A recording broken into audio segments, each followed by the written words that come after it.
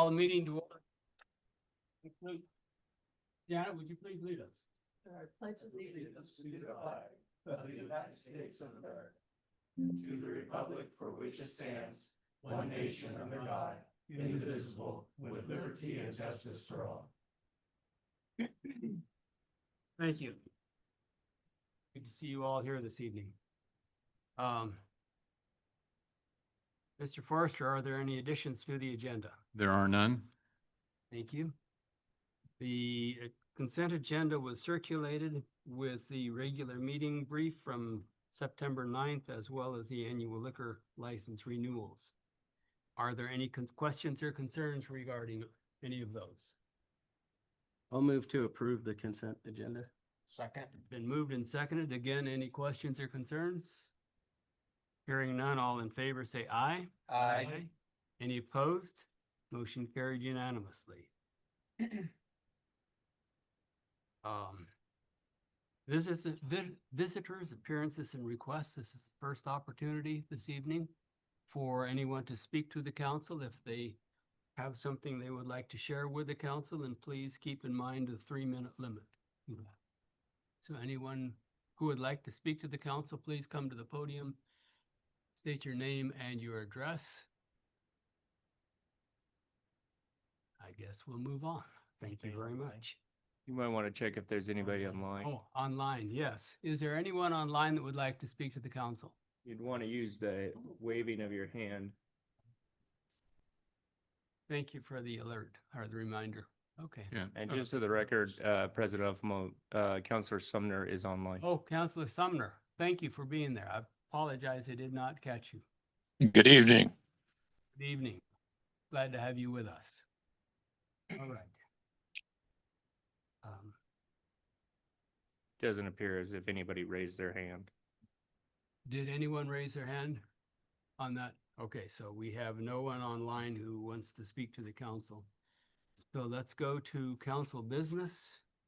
And the beginning of that, we approved the reading of a proclamation. Steve, I think we, I'm sorry, I skipped. We have a Yeah. council We have presentation. a council presentation, excuse me. I just jumped too quickly down the line. All right. Erica. We have a presentation this evening. I guess I was in just too much of a rush. yes, you were. My apologies. Erica, thank you for being with us. Thank you. Thank you for having us. Is this on? No.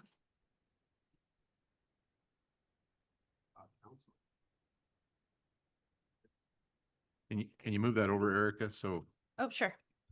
there you go. Can you hear me? Oh, Uh, better. yeah. Okay. Get right up there. Get right up there so you can take advantage of the mic. All right. Good evening, council. Thank you for having us today. We are Republic Services. My name is Erica Heitzma. I am the general manager with Republic Services. I am here with our new operations manager who I wanted to introduce to you. This is Abby Hart. Abby Hart comes to us with 12 years of experience with Republic Services. She spent 7 years in the field and then spent an additional 5 years at our corporate office. So we are very excited to have her here with us. She is going to be managing our Prineville and Redmond operations. So she comes to us with extensive industry knowledge, operational knowledge, and leadership. So again, very excited to have her with us and wanted to introduce you to her as well. Thank you.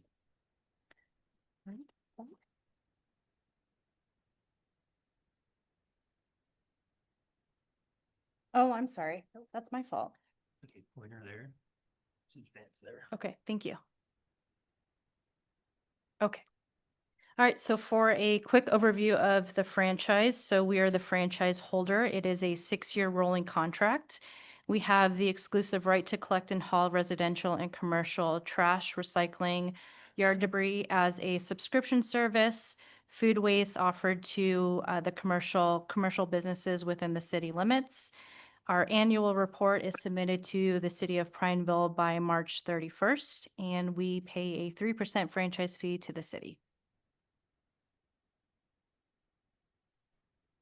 Okay, our next slide is reviewing our operational statistics, service statistics year to date. So the chart you see shows our missed pickup data for our commercial line of business, showing each month for 2025.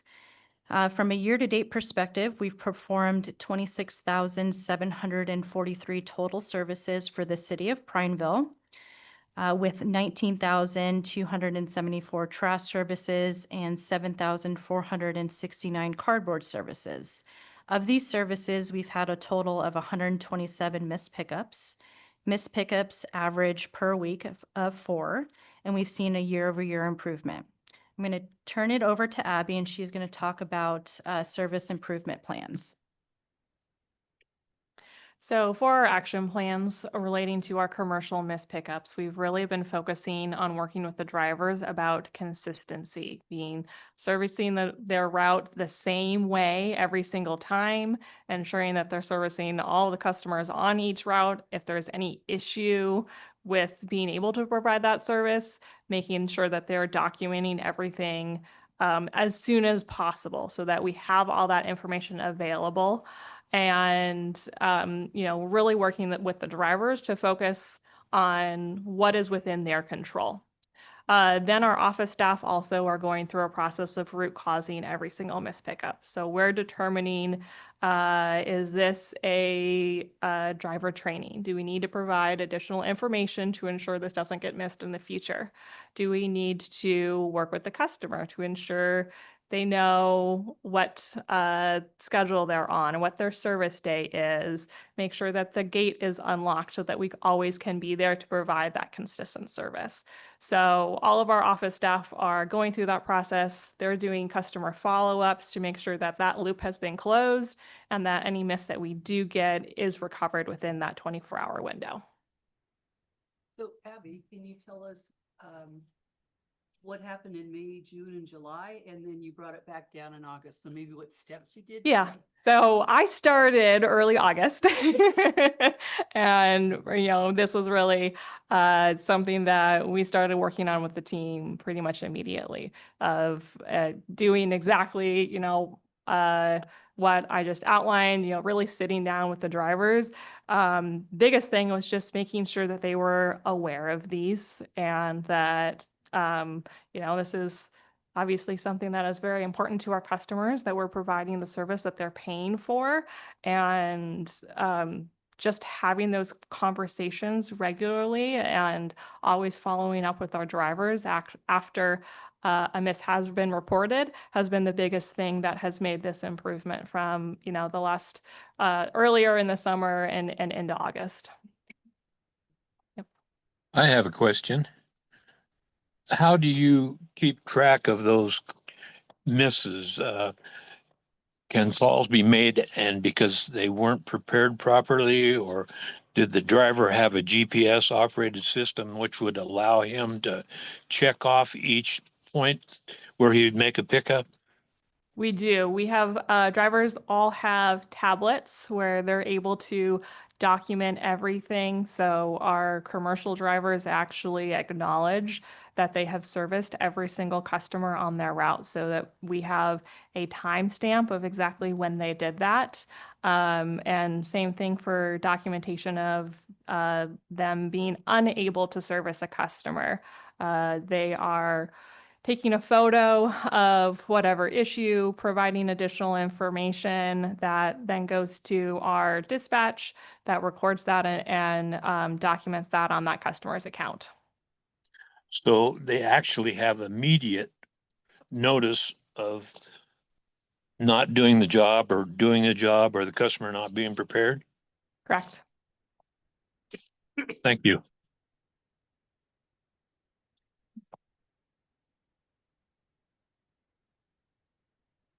Okay, the next slide that you are viewing now is a residential missed pickup. So very similar to the last slide that you saw, but with focus on a residential line of business.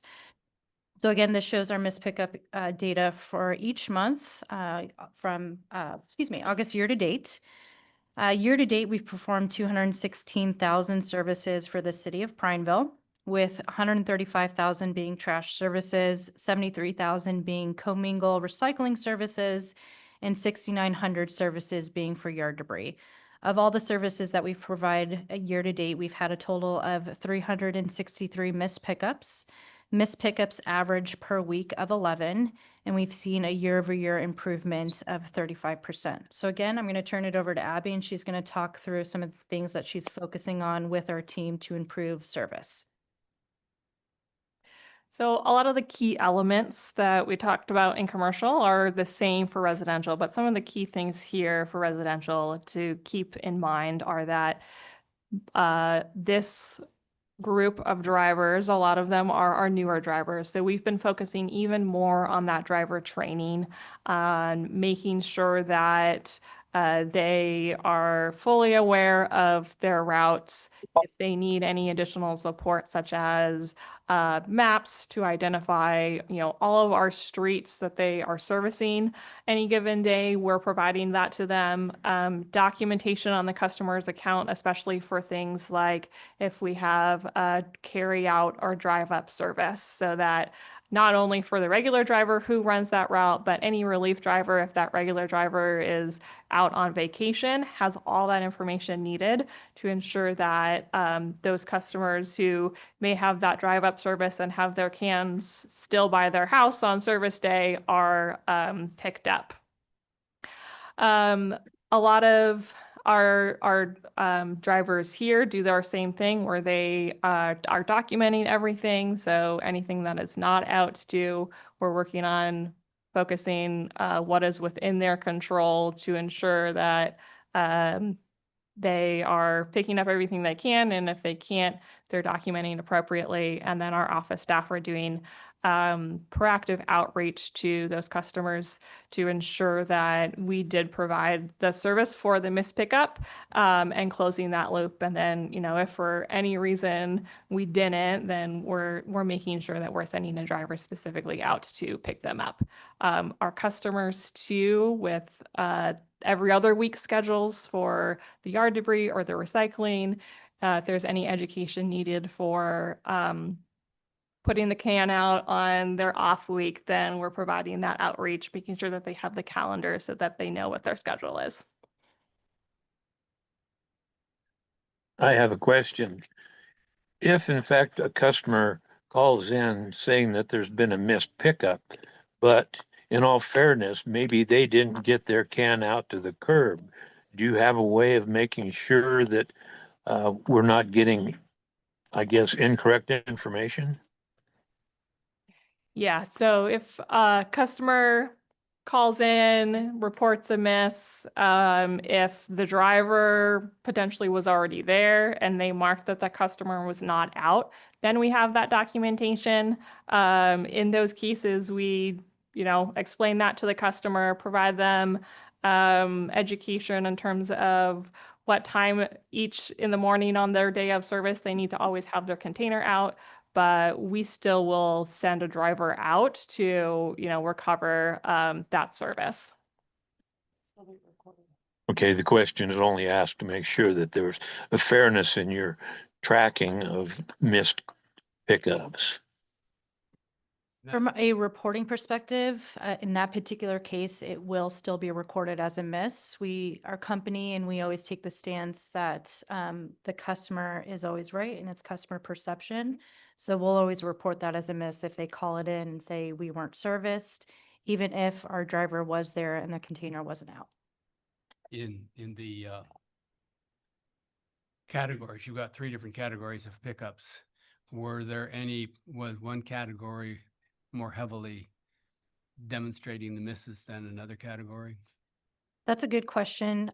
We tend to always have higher missed pickups relating to trash just because that's the higher missed pickup or higher services or larger number of services that we provide. But I can have that as a takeaway to see the total percentages based off of the number of services that we provide, just to level that out. So I can get you that data as a takeaway. Thank you. Mhm.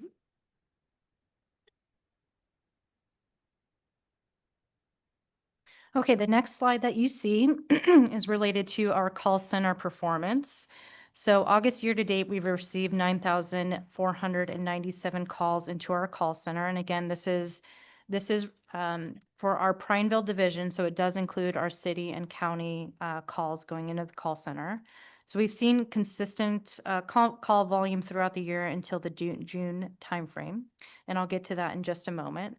So looking at over the course of this year, our average speed of answer has been 2 minutes, 23 seconds, and the average handle time for each call that we've picked up has been 5 minutes and 30 seconds.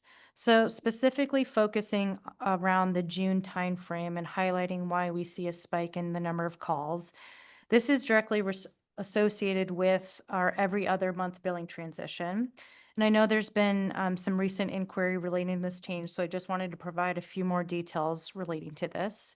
So first, this was a Republic Services initiated change. We began announcing changing our billing cycles with the residential line of business from monthly to every other month at the beginning of the year. So we put up notice to our website in February. We also sent out email and postcards to our customers in February and a second email and postcard in March. And we also put bill comments in March and April on our invoices, alerting customers of this change that went live in April. And then we've also been in contact with customers if they choose that they want to keep a monthly billing cycle as opposed to bi-monthly, they can contact us and we can make that switch. So far, we've had 102 customers contact us and say we prefer to stay on monthly, so we've done that for them. So that's the reason why you see that particular spike, and we still have some calls as customers are getting used to this particular change. But looking at the overall performance from the call center, I do want to highlight some things that they're focusing on. So just like we focus on in operations, they have focus items as well. They focus on ensuring that they have proper staffing resources, training all of their employees, especially employees working in a franchise market like ours, that we have good and consistent communication with the field operations, that they have up-to-date information from the field relating to services offered and rendered, proactive communication from us relating to service, and overall our service directly correlates to the call center performance. So obviously all of that is tied in and a focus together. Go ahead. Erica. Yes. Before about being able to get calls going right into Prineville, and I don't know where you are on that. We still have not been able to make that infrastructure change. So that is still pending. So who handles the calls for the Prineville area when you get them? So that goes into, so if customers call our 541 number, those go into a call center pod. So there's an central Oregon, so our business unit, which is our customers in Prineville and Crook County and Redmond, Sisters, Bend, Deschutes County, Lapine. We have a dedicated call center pod that's associated with handling our calls. So customers call our 541 number, those calls will go into that pod agency and they'll handle those calls. So it's normally within state? Yes. Yeah, all of the, well, I'm sorry, I should say that. We have a number of call center agents that do live within Oregon.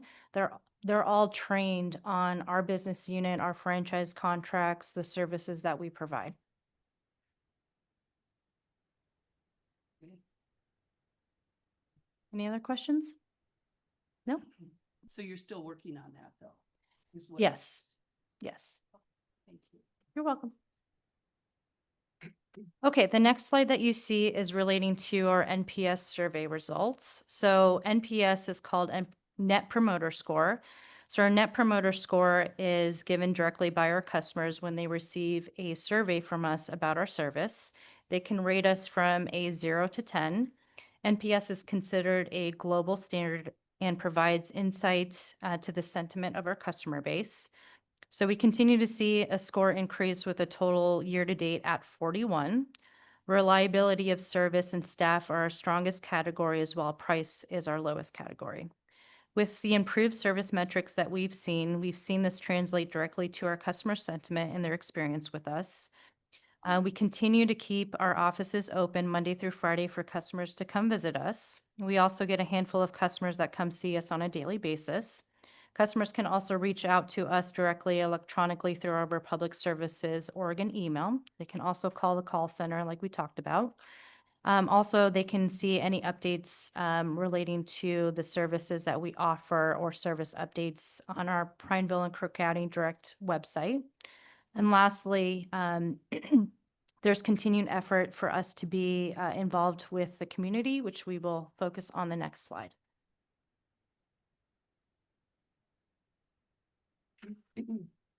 Okay, our last slide, we wanted to highlight and show the community engagement and involvement that we've had with the Prineville community this year. So obviously involvement in this community really matters to us. All of our team members live locally and we provide an essential service to this community. So this is a key component of us being involved in the community. So far this year, we've sponsored and donated to many different events, including the Crooked River Roundup Rodeo and Horse Races, the Prineville Fireworks, the Prineville Faith and Blue event, and we've donated several trash containers, toilets, and hand washing stations to the community and community events.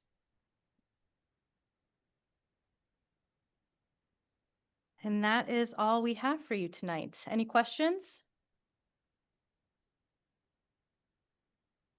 Thank you. Thank you very much. Thank you. We appreciate it. Thank you for having us. Thank you.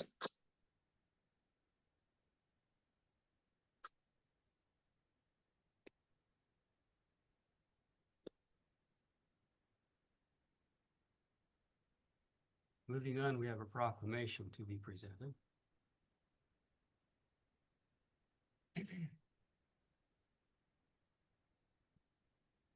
A proclamation designating September 17th through 23rd, 2025 as Constitution Week. Whereas the Constitution of the United States of America, the guardian of our liberties, embodies the principles of limited government in a republic dedicated to rule of law, rule by law.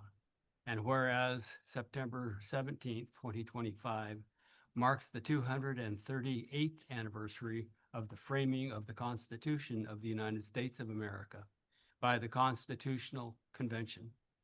And whereas it is fitting and proper to accord official recognition to this magnificent document and its memorable anniversary, and to the patriotic celebrations which will commemorate it. And whereas Public Law 915 guarantees the issuing of a proclamation each year by the President of the United States of America designating September 17th through 23rd as Constitution Week. Now therefore be it resolved that the week of September 17th through 23rd, 2025 is hereby designated to be Constitution Week in the city of Prineville. All citizens are urged to study and reaffirm the ideals the framers of the Constitution had in 1787 by vigilantly protecting the freedoms guaranteed to us through this guardian of our liberties, approved by the City Council and signed by the Mayor of this 23rd day of September in the year of our Lord 2025. Is there someone here to receive that?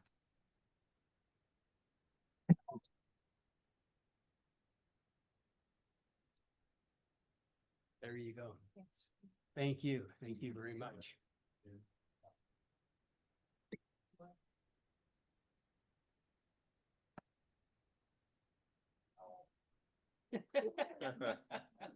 There we go. Thank you. Documentation.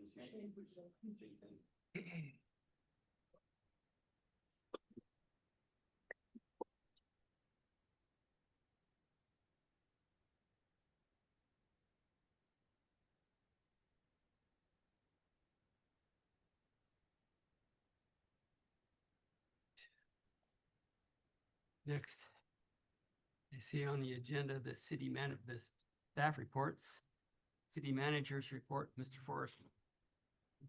Thank you, Council President. Starting with public safety and dispatch tonight, a good time to remind everybody our Shop with the Cop program for this year's holiday season. should be on our minds. We want to make this the best program that we've done. It's been very successful in the past. Takes a lot of people and a lot of volunteers to make that happen. If you'd like to participate in that, please get with Lisa or I, and we can get with Shane and his team and make that happen. On the dispatch front, as you know, we have been struggling to keep a full roster. I'm happy to report that Katie and her team, along with Carrie and Human Resources, 2 more dispatch applicants have passed the critical testing, which is one of the requirements to move on in the process. And we have 3 more applicants are in the pipeline.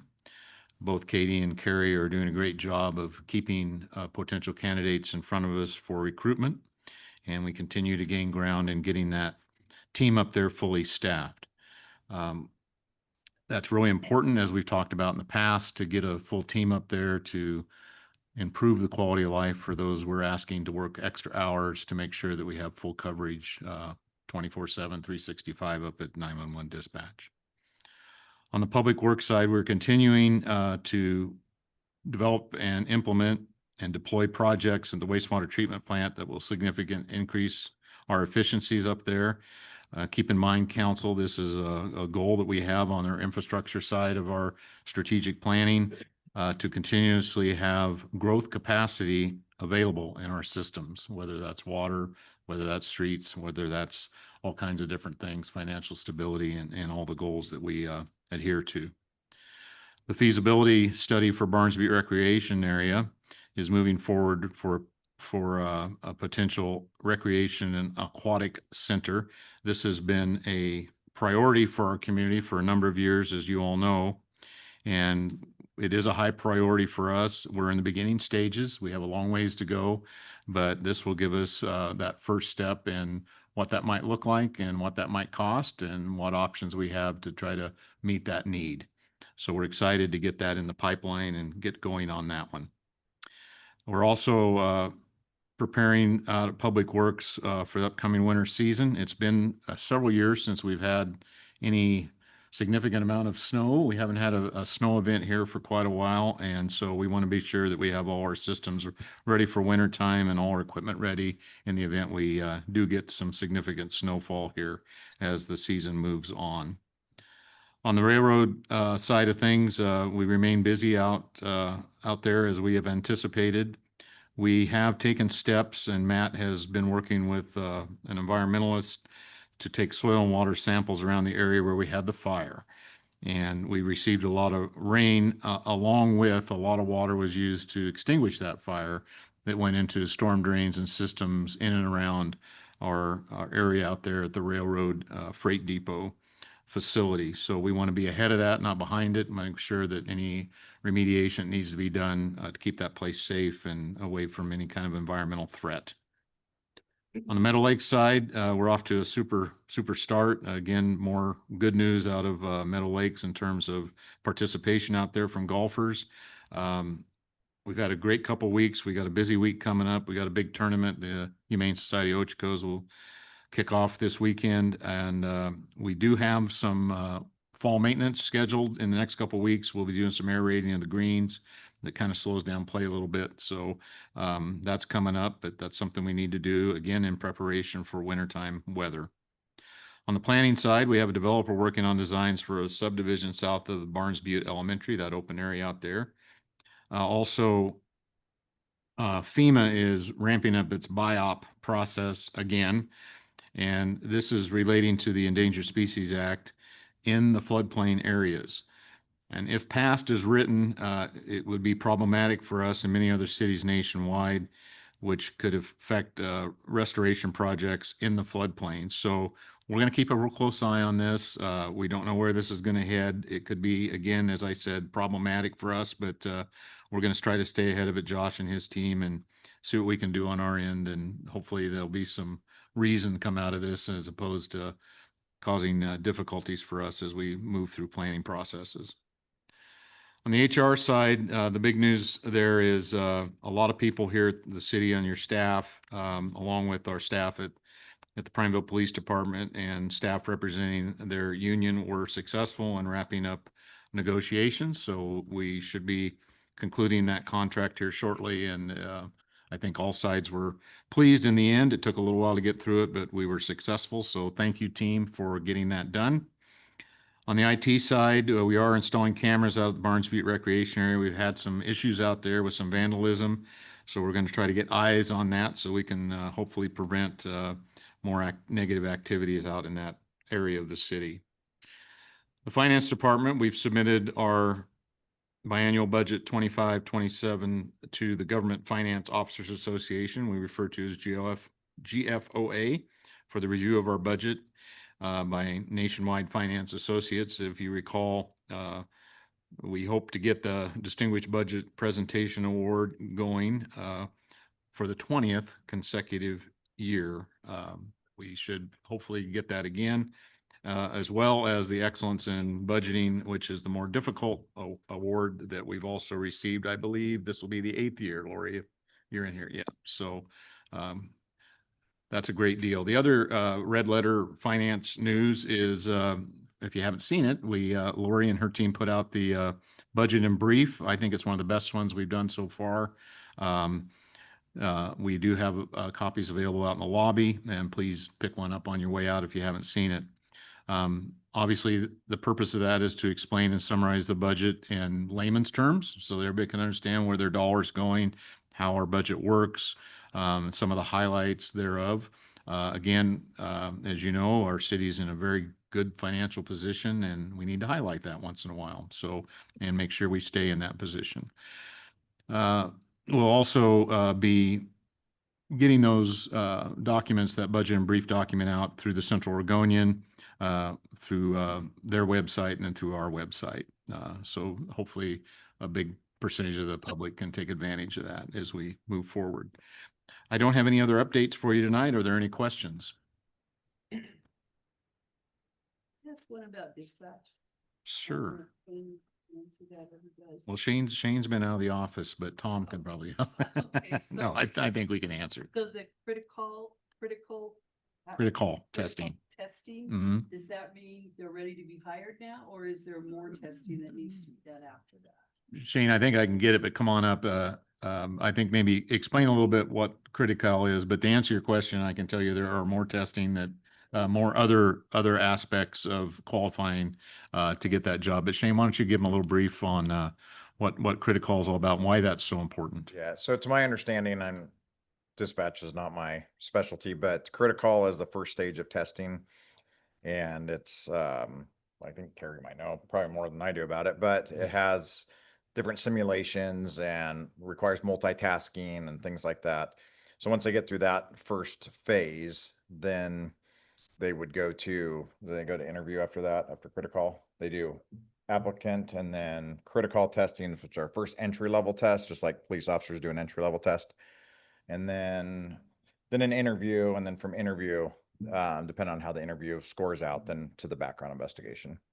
So Katie would probably be the expert on the critical side. I don't know exactly what it entails, but it's a lot of multitasking and different scenarios and some typing speed and things like that, things that are essential in that position. At least you were able to say it's the first phase and there's still other phases. Yeah. Yes. Absolutely. That's important. Yeah, Thank you. yeah, absolutely. Any other questions from council tonight? Thank you. Are there any council reports? I do have a COAC Okay. report. I attended a COAC meeting, Central Oregon Area Commission on Transportation.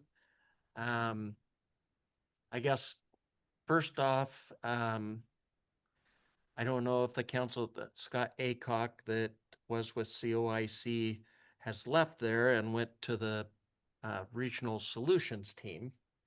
So between him moving on and ODOT's financial problems, they have determined that they can't spend any money having, say, like COIC facilitate the meetings anymore.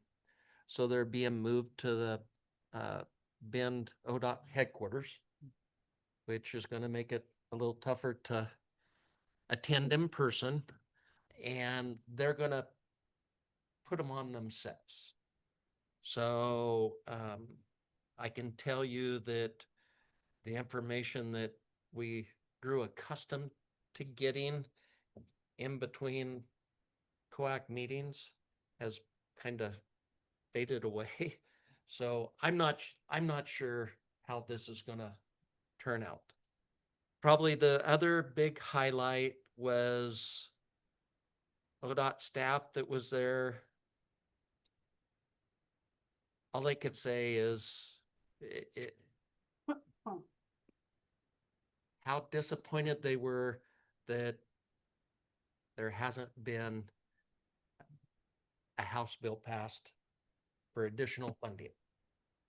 And this may get me in trouble, but Phil Chang, Deschutes County Commissioner, and he sits on the Oregon Transportation Commission, OTC, was there. And according to Phil, this budget issue that ODOT and all of us are experiencing has nothing to do with ODOT and the way they operate or anything like this. It's all caused from the last transportation bill, House Bill 2017, that was passed. That the OTC feels, or they don't feel, they are convinced that the cause of this issue is strictly with our representatives of earmarking and pushing their own projects without giving ODOT additional funds. That caught my attention because I think the council remembers the city of Prineville received a substantial amount of money out of House Bill 2017.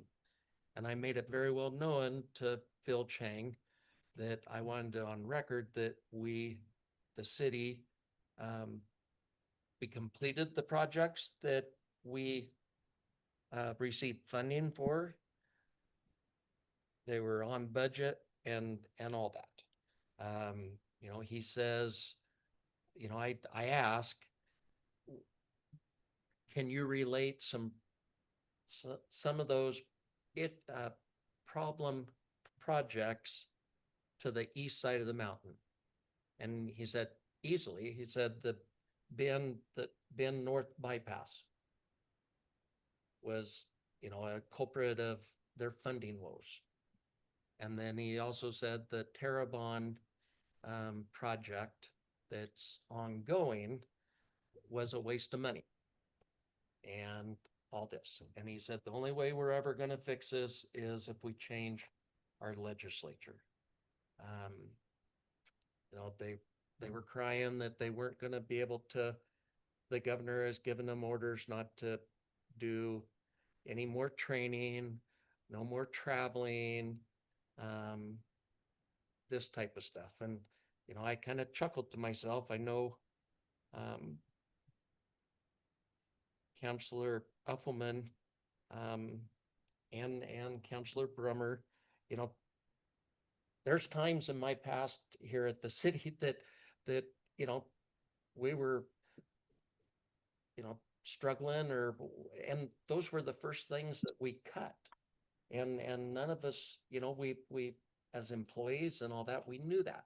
But these guys, you know, they just said, you know, it's gonna cost us people. It didn't resonate real well with me. But that was the focus of it. Like I say, all the meetings now are going to be over in Bend at headquarters. I just feel like the area commissions on transportation are dwindling. Anyway, that's it. Let me ask you a question then. There was another accident at the O'Neill intersection. And we had a death followed by this last accident. And what they're proposing for a fix is fairly minimal expense wise, because they're talking about a turn lane to slide in there. is that going to get funded and be built this year or in the next year? Oh, and, you know, I'll ask Casey or Josh too, but, I don't think that's on any type of stip or anything like that, Steve. That's identified in our TSP. And I don't think there's a timeline to it. It's a significant safety issue for our community and it needs to be addressed. And I agree. So hopefully that message will be conveyed and they will do something about it. So who knows? Scott, are you just meeting 4 times a year still instead of every month like we used to? Say that again? Are you still just meeting 4 times a year instead of every month? Yes. Yeah. And then I was elected to the executive committee, which is in between, you know, that's the schedule. But like I say, you know, 3 months ago when Scott Aycock moved on, there wasn't any correspondence at all until the day before the meeting. And once again, it was changed to Redmond City Hall because according to ODOT, they didn't make arrangements where we typically had it in time. You know, So are they gonna have Zoom capability too? Yeah. For people that can't make it to Bend for the meeting? they will, and there has been, but you know, I'm a firm believer that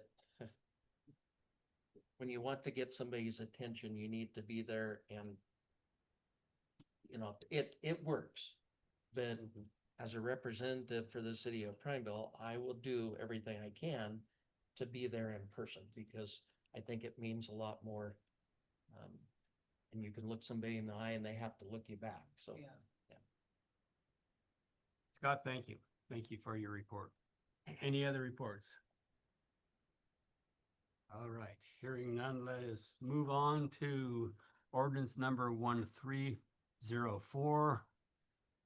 Mr. Smith, I believe that you're dealing with this one.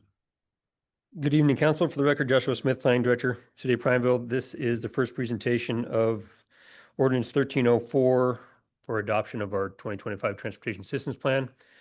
The presentation and public hearing happened at last council meeting.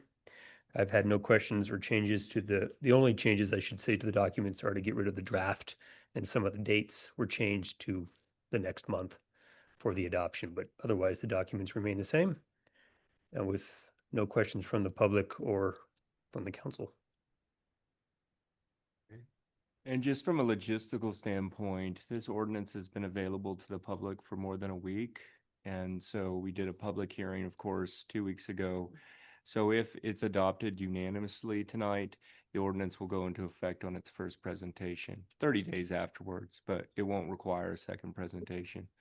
If it doesn't pass unanimously tonight and passes by a majority, then we'll simply have the second presentation at our next regular council meeting. Mr. Sumner, do you have any questions or concerns? No, I do not. Okay. Questions from the council? Hearing none, is there a motion to approve ordinance number 1304? I'll move to approve ordinance 1304, adopting the city's 2025 Transportation System Plan, amending the Comprehensive Plan, Chapter 6, and amending Land Use Code, Chapter 153 for the first presentation. That's fine, yes. Second. Been moved and seconded. Again, are there any questions? And as much as Mr. Sumner is at home, I'm going to do a roll call vote.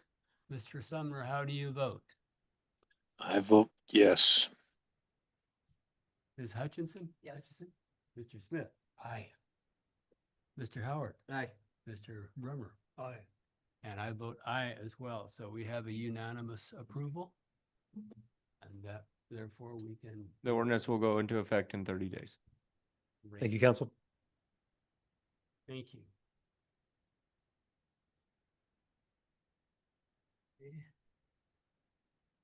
then we have resolution number 1632, involving a resolution approving appropriations adjustment for BN 2025-27 budget for the first quarter of the first fiscal year. Thank you, council. Good evening, Lori Hooper Antrim, Finance Director for the record. Before you is Resolution 1632, which is an appropriation transfer from personnel services to materials and services for the airport fund. The city has budgeted $421,200 in BN 27 for personnel services and $36,000 for materials and services in the airport fund.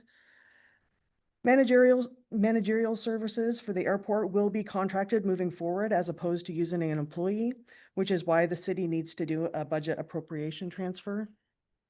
The city has an intergovernmental agreement with Crook County that lays out a plan for the airport to be fully funded by the county over the next several years. Operations for the airport were contracted starting FY24 to Hood Aero, and the city and county have agreed to contract managerial services for this year. The appropriation transfer has a net zero impact on the budget, and the contracting the managerial services will have a financial savings in comparison to using an employee over the long term. City staff recommends approving the resolution 1632, the resolution increasing materials and services and decreasing personal services by $368,000 in the airport fund, and I'd be happy to answer any questions. Questions? Mr. Sumner, any questions? No questions. Any of the council, any other council members? Questions? Hearing none, is there a motion to approve resolution number 1632? I move to approve resolution number 1632, approving appropriation adjustments to the BN 2025-27 budget for the first quarter of the first fiscal year. Second. Been moved and seconded. Again, any questions or concerns? Hearing none, again, we will do a roll call vote. Mr. Brummer. Aye. Mr. Howard. Aye. Mr. Smith. Aye. Ms. Hutchins. Aye. Mr. Sumner. Aye. And I vote aye as well. Passes unanimously. Thank you. All right. And at this point, we will do visitors' appearances and requests for a second time. Again, be respectful of the 3-minute limit. And if no one is going to come forward, we are going to go into Online. Oh, and online? Is there anyone online? No one online wants to speak to the council? Okay, thank you. All right. Then at this point, we will be adjourning to into an executive session. I shouldn't say we're adjourning. We're going to step into an executive session.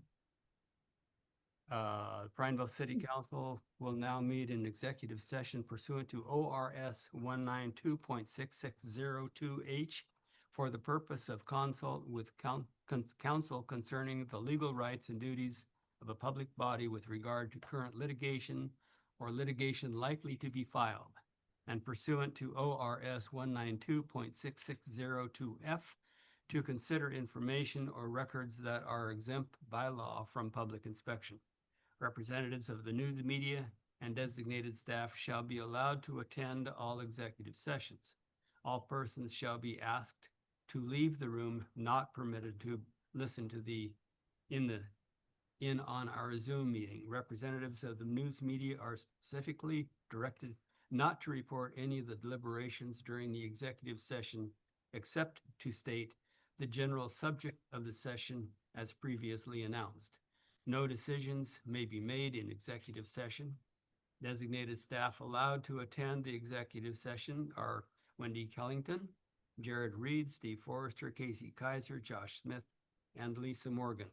No decision again will be made in the executive session. At the end of the executive session, we will return to open session and welcome the audience back into the room. We will take approximately a 5-minute break. So we will meet again, re-meet at at 6:50, 6:55. And that will give time for the online folks to step aside.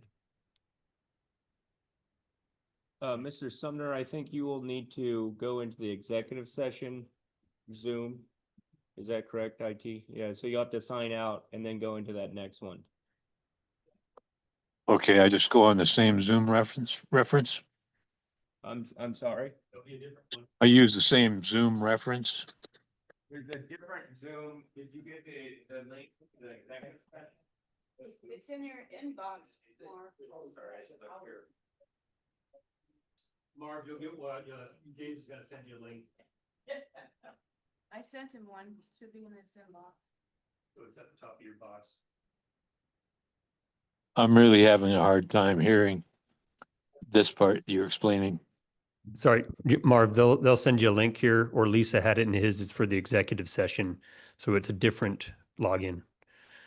Okay, I'm in Denver. I'm not at home, so I can't use my laptop. I'm doing this with my phone. Oh, can you access your email? I can. Okay, we'll send it to your city email. And, I can't access my city email on my phone. oh, This is on my private email. well, we can send it there too, I guess. I know. James, if he were to hang up and call and give somebody that email, would that work? So Marv, do you want to hang up? Marv, do you want to hang up and then call me with that information? Sure. I don't have your reference or your phone number here, Steve. It's not your Sorry phone? for the confusion on this issue. Get it as his phone number. We'll call you. Yep, we'll call you. All right. I will sign off. Thanks. Thank you.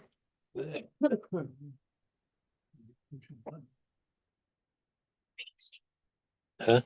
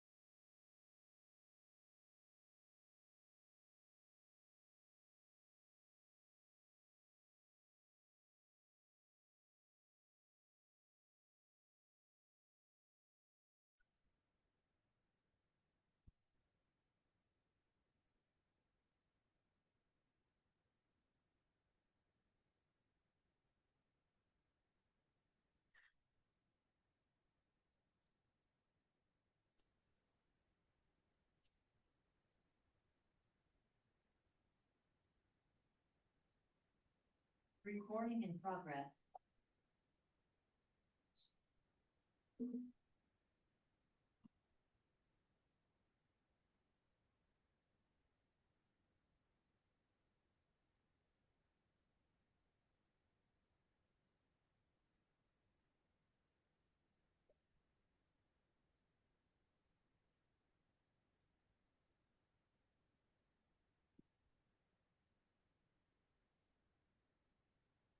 Recording in progress.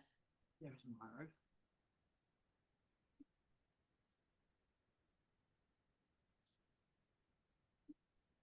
Mr. Sumner, I see you're back with us. I am. All right. That's, we are all present. Let's reconvene to open session. Mr. Smith. Okay, so before you, we have the decision on the best care appeal, on whether we hear this appeal to Luba, which we withdrew for reconsideration, if we hear it de novo or on the record at a future date that will be noticed. Or you have the option to decline review. Theoretically, yes, you have the option to decline review.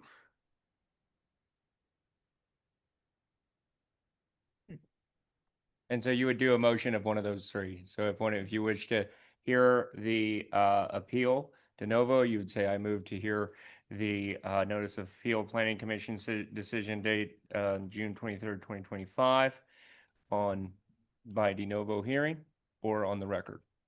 Would be one of those two motions. I'll make a motion that we have a de novo hearing based on, what'd you say, Jared?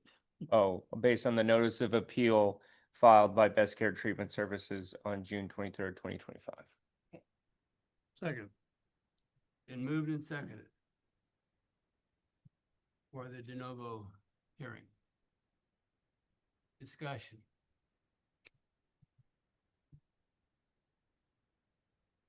I'm not hearing any comments. I'm not seeing any raised hands. Mr. Sumner, any comments? I have none. Okay, well then let's go to a roll call vote. Mr. Sumner, how do you vote? I am in favor of the de novo. Okay. That would be an aye. And aye. Aye. I'm in favor of it. So aye. Aye. Mr. Smith, Aye. Mr. Howard, Aye. Mr. Brown. Aye. And I vote no. So the motion is passed. We will have a de novo hearing, and that will be on October 28th. No. It'll be a special meeting sometime in November. So we'll have to schedule it and get notice out to all the appropriate parties. We don't feel like we could have enough time to do a regular meeting and a de novo hearing on the same night. Makes sense. October, November. Okay.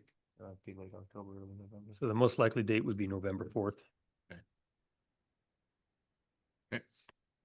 November 4th. No, that's most likely. We still have to do the notice. We'll let you know, but that's, I think, the next Tuesday. All right. Would that be in the council chambers? Correct, Marv? I'm sorry, Marv, did you have comment? Yes. No, it was just a question whether it'd be in the council chambers. I didn't hear the question. Yes, Marv, it will be in council chambers. Oh, yes, thank you. And is it the same time that we usually have council from 6 to whatever? You'll have to all call a special meeting, so you get to determine that. Yeah, I mean, you can do it at any Likely day, it will be in anytime, the but evening. yes. Yeah. Thank you. All right. I know I'm duck hunting that day, but no. Is there anything else to come before the council? Mr. Chair, I'll move to adjourn the meeting. Second. And moved in second, all in favor, say aye. Aye. Aye. Motion carried. We are adjourned. Thank you. Marv? See you, Marv. Marv. See ya.